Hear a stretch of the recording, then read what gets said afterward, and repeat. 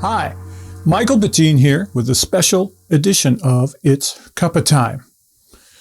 If you've been watching my channel for any length of time, you know I do a lot of work with gongs, singing bowls and bells, and more of a meditative type of music. But that's only part of what I do. For even longer than that, I've been involved in improvised music. And that is really sort of the thrust of what I do. And when I'm playing the gong sessions, they're all improvised anyway. So improvisation is a big part of what I do. So this is going to be a 3-part series on a very recent project. So recent that it's unnamed as of right now. A recent project where I was involved in improvising for a recording. But we need to go back about 6.5 years to a similar project that I called the Art of Improvisation. My good friend, musician and studio owner, Jason Whittlesbaugh, he came up with the idea because, I've got all these great instruments and crazy sounds and that. He came up with the idea and approached me to come over to his studio and we would invite whoever wanted to come over to play along with me. So I agreed to it. He put it up on social media, got the word out, and people signed up and were given a time slot. So I showed up early in the morning, set up all my gear, set up my camera and all that. People came in. We played for like maybe 20 minutes, did 1, 2, or 3 improvisations together in mostly duos, but a few trios. And that went on throughout about a 12-hour day. So I documented the whole thing. You'll find links down below. There is a video series, The Art of Improvisation. There is also an accompanying blog series. And then finally, there are 3 albums that came out of this whole project. 2, The Art of Duo, and 1, The Art of the Trio. And those are all free to download on my Bandcamp page. So like I said, links are down below. So this original session, 6.5 years ago, like I said, I was there all set up with all my gear. People came in. Hello, hello. Some of them I knew. Some of the people I met right there. Some of them that I knew I had played with in various occasions. So I kind of knew what they did and how they worked. Other people I had known about but had never played with. I might have seen them. And still other people I had never met, and I really had no idea who they were, what their music style was, and how to approach things. As I said, this was like a 12-hour day with people coming in, setting up, playing, leaving, and the next group of people coming in and doing it again. It was pretty exhausting on me, and it really drove my creativity because I had to keep coming up with sounds and ideas and try to fit in with all the other instruments. So like I said, you can find all the series of writings and audio and video down below. Please check them out. You might find them of interest, especially if you are into improvised music. I guess I need to sort of talk about improvised music and what it means to me before we move on to the new project. Like I said, I've done a lot of improvised music over the years, and it's something I really enjoy. I like the challenge of it because really it's just, to me, it's composing in the moment. And you have to be, really on your game to do it and not sound boring or,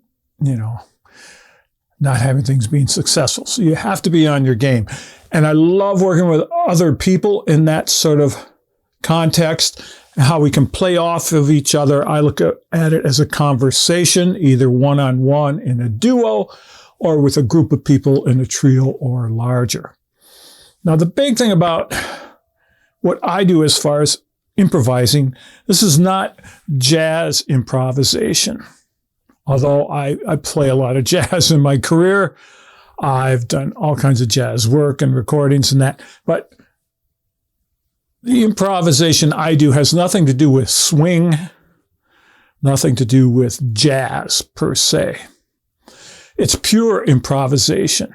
And for me, I look at it as not being jazz, but I see it more as being world and folk music, classical music, European music, and, even Asian music, things like that, as opposed to jazz. Like I said, there's no swing. There's no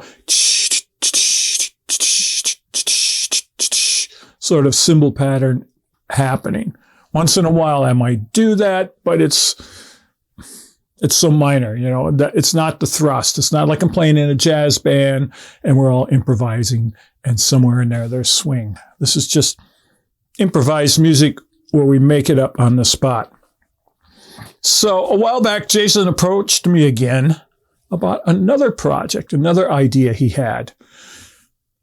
Similar but different. His idea was, why don't you bring just your gongs over and record like 8 to 10 soundscapes of like 6 to 10 or 12 minutes each. And then I'll invite people over to improvise on top of what you did. So for me, this is a whole different type of thing because I had to go in there and create music, not having any idea what was going to happen with it. But if you've followed some of my teachings and my master classes and that, a big thing I talk about is with these gongs, especially, the larger gongs, I often think of them as scenery or a backdrop to other sounds. Just like if you see a stage play and how scenery can come down from the ceiling. Here's a house. Here's a tree. They're done with those. They bring them up and, bring something else down. A backdrop to the dialogue and the action that's going in front of this scenery. And when I'm playing, I will often use the big gongs as a backdrop. I'll play drones on them. I'll play swells and things, maybe with one hand, while with the other hand, I'm playing tuned gongs, bells, other instruments. So I like to use that as, like I said, like scenery, like a backdrop.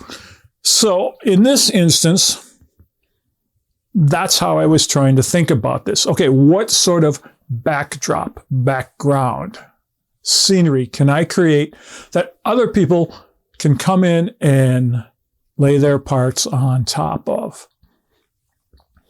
It was a real challenge because I didn't want to just repeat myself all the time. And I didn't want to just be, okay, here's 2 mallets and I'm just going to go, move between the gongs for 8 different things because that would be really boring. So I brought along a lot of different mallets and brushes and flumi and things. And I tried to approach each track a little differently and add different things, different sounds. And along the way, it was just, inspiration. I might start one way and then in the middle go into something totally different. So it wasn't like I kept the same idea for 10 minutes because to me that would be boring and not the nature of improvising. So I tried to, ebb and flow everything, move it around, bring in different textures, soft textures, sharp textures, hard textures, much more legato, flowing things, very staccato things, because I wanted it to be different for each track pretty much, or at least each of them have some sort of a different thrust. So I did a couple of flumi tracks, a couple of big gong wash tracks. I used some other mallets to get more, like I said, staccato and rhythmic on some. And for the most part, I was happy with it. I recorded everything on video and audio, and I came home and listened to it, and I'm like, well, yeah, this could have been better. Maybe I could have gone in this direction. But you can always second guess yourself, especially when you are improvising. But it's fine. I left it as it was for Jason to work with and for him to have people come in and play things on top of. So this first video, and the video is just me. You're going to hear other instruments, but it's just me in the video. This first one is with Dave Gelting, and he is playing the Guzheng, which is a Chinese zither. It's the ancestor to the Japanese koto, if you're familiar with it. Usually plucked. It's very long with many strings. You can just Google it. And the background I'm playing is sort of a two-part. The front half is bigger mallets, some real kind of flowing, what I call floating gongs, moving between the gongs, swelling and that, some hits to accent a few things. And then about halfway through, I switch to rubber mallets, some soft rubber, medium rubber, and I think it was a hard cord wound mallet. And I start playing very staccato, very sharp sounds. I play some rhythms. I even mute the gong with one hand and play rhythms on top with the other. So, giving it a whole different texture. And Dave came in, set up. Jason put the mics up. He played along to it. And that's what we have. So like I said, a very different way to me for improvising, because I'm used to working, live with people. And now in listening back to the whole project, which again is unnamed as of yet, I have to work on naming the project and all the tracks, and then there will be a download and a CD release of it. Working with this and listening, it's like I would like to have just the other tracks, get the stems from all the other instruments, and then improvise over that and, kind of like redo my parts to sort of fit what I heard. So, kind of the reverse. They laid their parts down and then I would lay mine on top. So that was one of the first things that struck me, because it's like, ooh, this sound would be great here. Oh, I could hear this here, and this sort of a rhythmic thing. So my brain, is always thinking that way, thinking about the music part. So I'm listening back to these finished tracks, these mixed tracks, and I'm thinking, ooh, I could do this, I could do that. But that's just the way I am. So another aspect of this is Jason has mixed it, and sometimes the gongs come in and out. So if you're watching the video and I'm playing some gong thing and you don't really hear it, that's because he probably, pulled the fader down and then, he'll bring it back up. So the video is just me playing in the studio, doing the whole thing, and then whoever is playing along with it on top. But first, what I want to do, I'll give you a short clip of just me, about a minute or so, of the two sections, the gong wash soundscape part and then the rubber mallet rhythmic part. A little bit of each, just so you can kind of hear what was going on alone, just my part. And then following that will be the actual performance, the whole track, the video with the overdubbed audio of Dave and I playing. So I hope you find this interesting. I hope you find it educational in some ways. Maybe you can get some inspiration and ideas from it. I encourage you to use headphones to really listen to it. There's a lot of subtleties in there. This is not, it's not a big rock song. I mean, I don't play loudly normally. If anybody out there, knows me and has come to see me, I'm not a real loud basher. And Dave, it's a very subtle instrument. The Guzheng. It's quiet. It's not super loud. So there's a lot of subtleties in there that you'll be able to hear more with headphones, unless you have a really great speaker system.